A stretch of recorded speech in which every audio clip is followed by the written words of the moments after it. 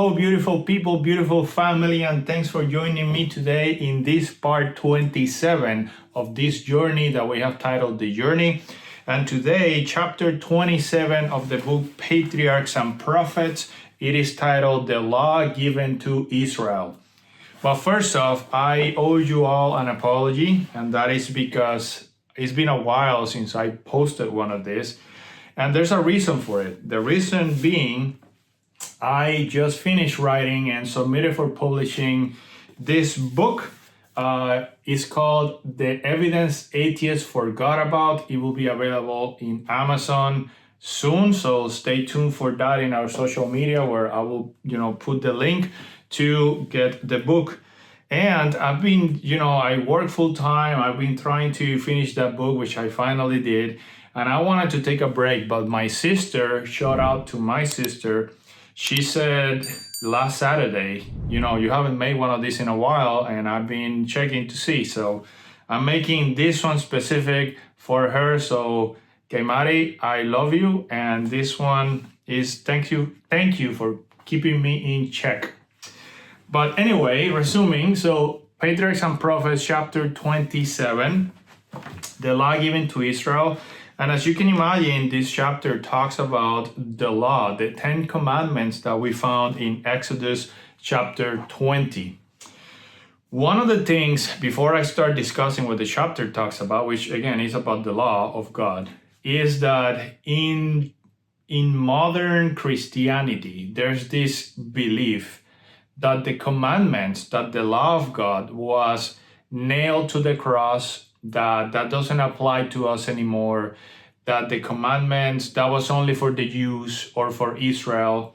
And I just want to make clear that the 10 commandments are very much still in effect, and they will be forevermore. That the 10 commandments are their fundamental law of love.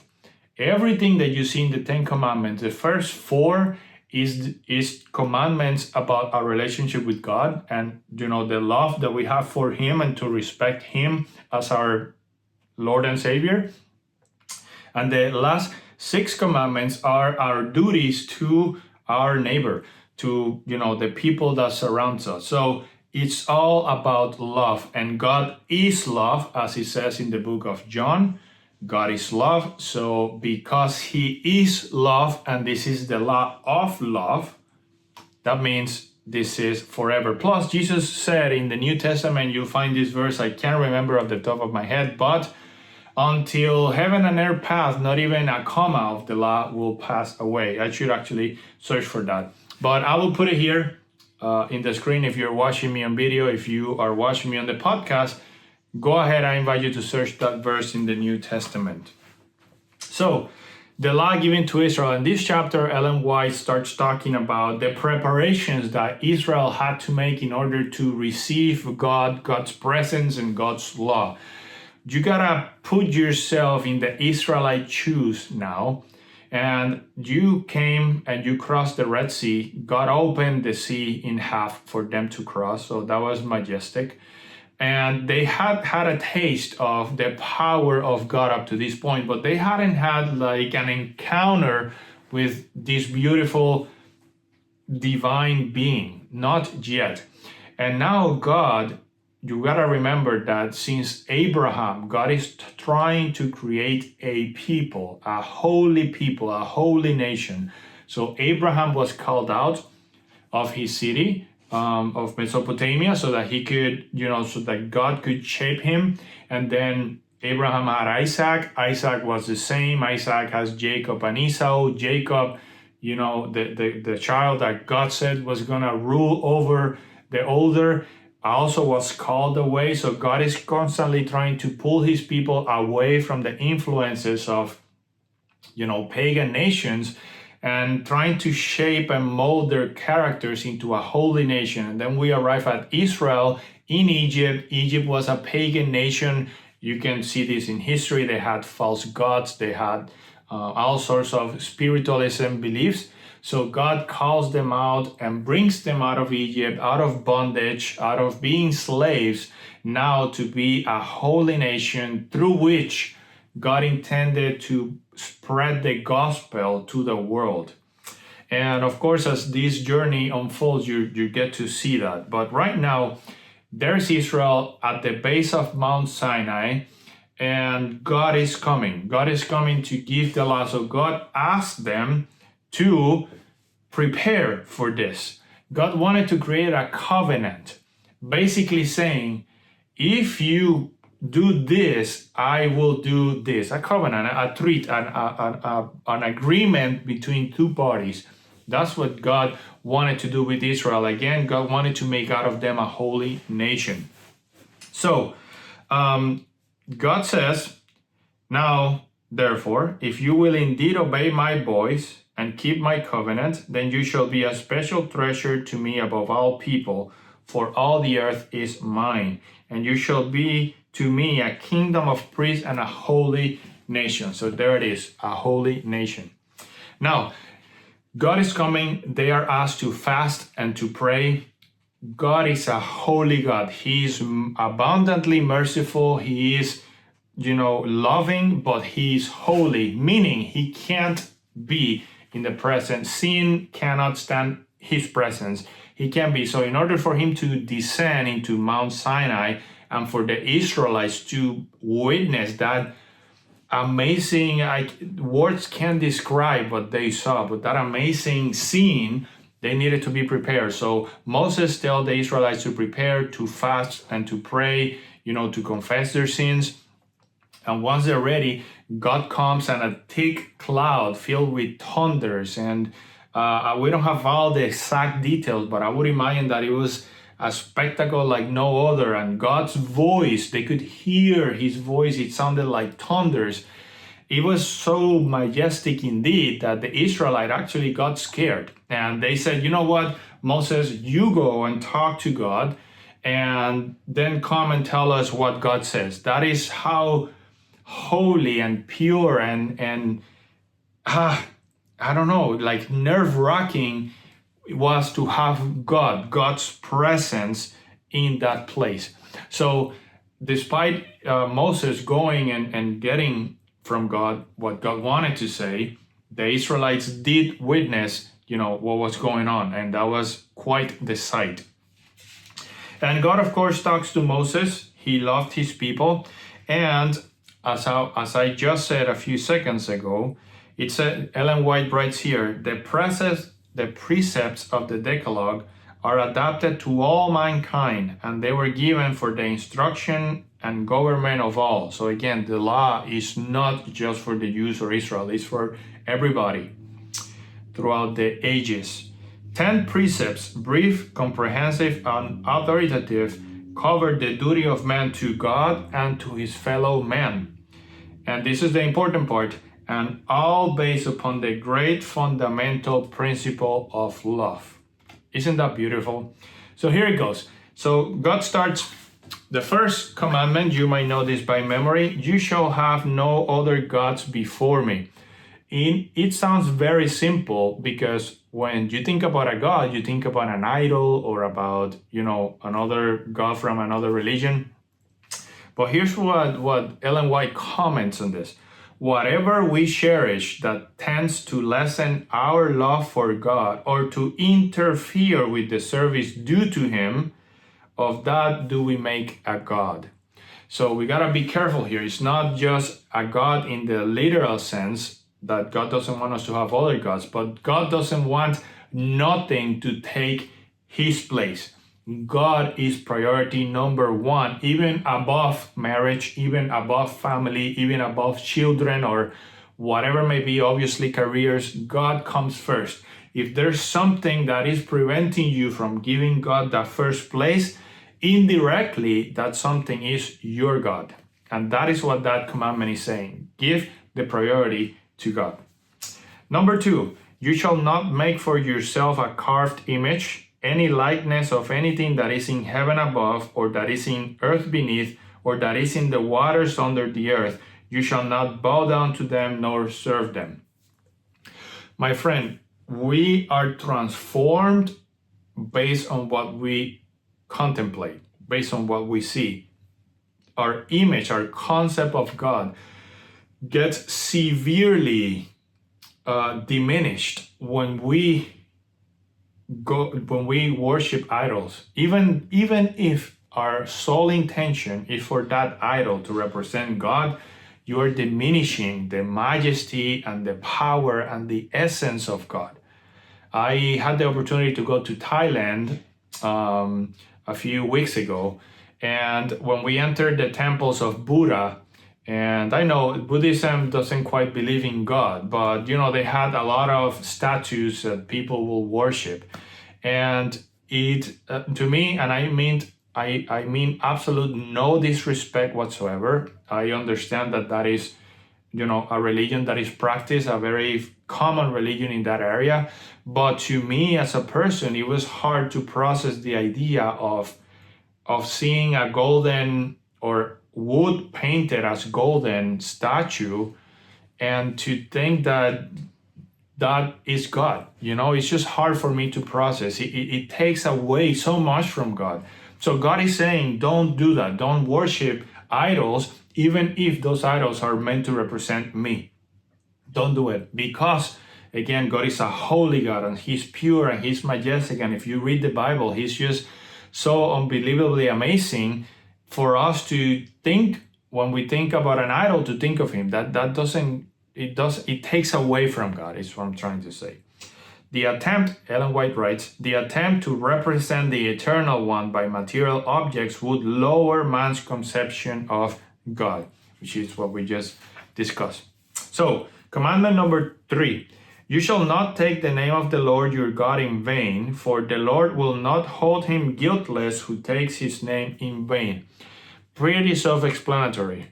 You hear that some of the most common phrases to use is like, oh my, and I'm not even going to say it, you can finish the phrase, oh my, don't use God's name, don't call upon his name for trivialities. There's just so many other phrases you can use. This is something I struggle with. I'm sure we all do. It's very hard because it's embedded in our society to use those kinds of phrases. But not. Let's try at all costs not to do it. Number 4. Remember, and this is the most important commandment, and I'm not saying it because I'm not saying that the other ones are less important. They're all equally important, but this commandment is special among the 10 for a few reasons. First, it starts with the word remember. If the commandment starts with the word remember, means that very likely God knew that it's the commandment that is going to get more often forgotten. And it says, remember the Sabbath day to keep it holy. 6 days you shall labor and do all your work, but the 7th day is the Sabbath of the Lord your God. For in 6 days the Lord made the heavens and the earth, the sea and all that is in them, and rested the 7th day. Therefore the Lord blessed the Sabbath day and hallowed it. There's just so much to say about the Sabbath. I'll try to keep it short. So the Sabbath was not, this is another one you hear quite often, that the Sabbath is only for the Jews, or the Sabbath was like only for the Israelites. No. When you read Genesis, from the creation of the earth, the Sabbath day was a special day that God blessed and hallowed it. You can see that in the Bible. It's in Genesis. So the fact that it is in Genesis, it tells you right off the bat that the Sabbath didn't came to exist on this day where God gave the commandments. The Sabbath was already there from creation day.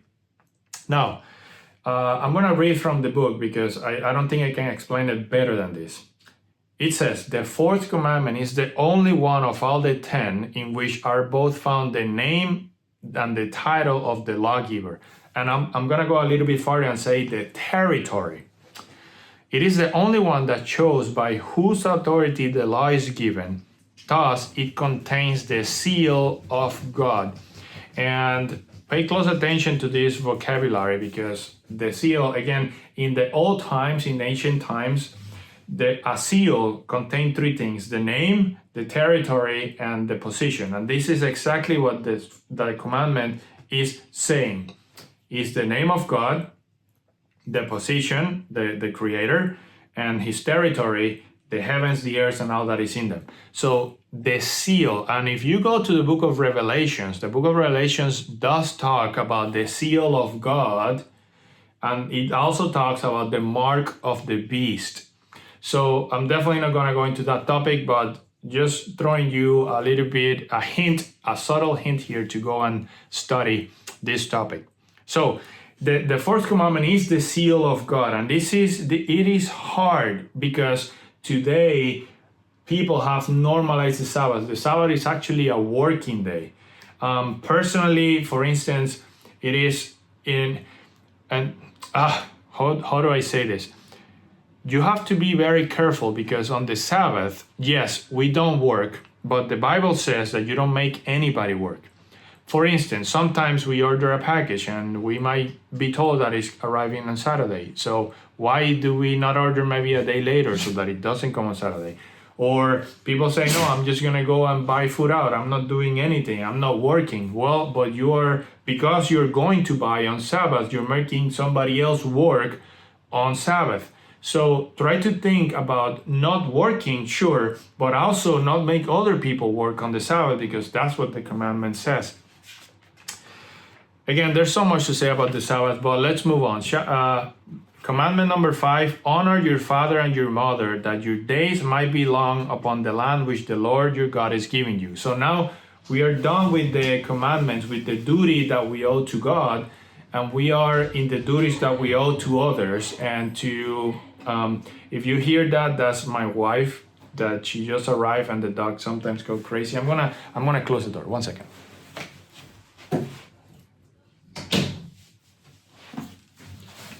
All right, I'm back. So honoring your father and your mother, it says here, he who rejects the rightful authority of his parents is rejecting the authority of God.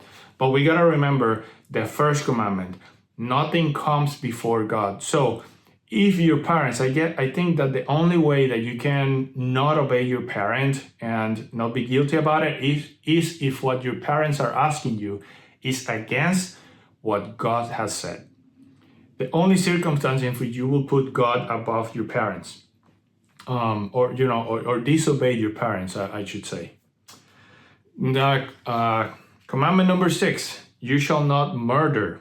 So this one seems like fairly easy to keep. Okay, I'm not gonna kill anybody, but wait. Jesus said in the New Testament that he who hates his brother is committing murder. So this is not just about directly actually going and killing someone, but when you harbor hate towards other person, or you wish bad things to happen to other people, that's also absorbed into this commandment of murder. So be careful, how you're expressing and how you're harboring hate. Don't do it. Life is so short, it's so beautiful. Love and give, and don't hold grudges. Commandment number 7, you shall not commit adultery. So of course, you shall not have sex outside of marriage. That is clear. But in this commandment, and this is Ellen White writing, this commandment forbids not only the acts of impurity, but sensual thoughts and desires, or any practice that tends to excite them. So watching pornography, watching erotic movies, and I don't mean like straight pornography movies, but like even movies that had like strong sexual scenes. Here are, I don't know, magazines or books, or what you watch in your phone, or, any thought that you harbor. Maybe you're like faithful, but you're imagining yourself intimately with another person. All these things fall into this commandment. Don't do it. You shall not steal is commandment number 8. Pretty self-explanatory. Don't take what is not yours. Commandment number 9, you shall not bear false witness against your neighbor. Don't talk bad about people behind their backs. If you have something bad to say about someone, say that to their face. Don't be spreading rumors and trying to ruin somebody else's reputation in front of somebody else. That is super wrong, and it's actually one of the commandments that God strictly forbids and abhors. Commandment number 10, you shall not covet your neighbor's house. You shall not covet your neighbor's wife, nor his male servant, nor his female servants, or his ox, his donkey, nor anything that is your neighbor. And I'm just going to add here, nor his car, or his house, or his pool, or his iPhone, or his Gucci, or Chanel clothes, or I don't even know if that's a clothes brand, but don't covet. Be happy, be content with what you have. So these are the 10 commandments, and then Ellen White expands a lot on the topic of the Sabbath, and it mingles around the topic of love, because love was so important. The Israelites were allowed to have slaves, but God made so many regulations around slavery, basically saying you were a slave on Egypt, so now you're not going to do what people did to you. You're just going to love your slaves. And when we think about slave, the image that comes to mind is not the slavery that God regulated in Israel. Study about the topic is not at all the same. And just love other people, and that's what Ellen White talks about. So before closing, I close the book here. That is what that chapter discusses, but I do want to add a few things. One of them being, clearly, if you just look, and sorry, that's my dog barking. Clearly, if you just look at the commandments and think about the requirements, it seems pretty impossible to do them. It feels pretty impossible to follow them to the dot. It is very hard to be perfect. Actually, it's impossible. So this is where the story turns really beautiful, because the message here is the commandments, the standards of God are very high. And neither you nor I nor anybody is equipped to meet them to the dot. That's why Jesus came. And Jesus covers what we missed. Okay? So the way that a pastor once explained it to me, and I love the representation, is there is such a thing as just missing the mark, and there's such thing as iniquity. There's just doing bad things or sinning, and then there's straight up iniquity. So you imagine a target 5 feet away, and you have a bow and arrow. So missing the mark or failing or sinning most of the time means that you're really trying to aim to the middle, but when you release the arrow, you don't hit the mark. You're off. But then next time, you get better, and you always try to aim to the middle, and always try to do the right thing. I'm not gonna watch movies that disturb me. I'm not gonna work on the Sabbath or make anybody work on the Sabbath. I'm gonna try to not use God's name in vain. When you practice and put those things in your mind, you always try to hit the mark. Now, iniquity is the opposite. Iniquity is when you know what's right, and you, out of your own will, you just go and shoot the other way. So the mark's there, and you're just shooting back. You have no care for doing the right thing, even though you know what the right thing is. So the commandments are like that. They're impossible to keep to the point. Our minds are just not prepared for it. We're not holy beings.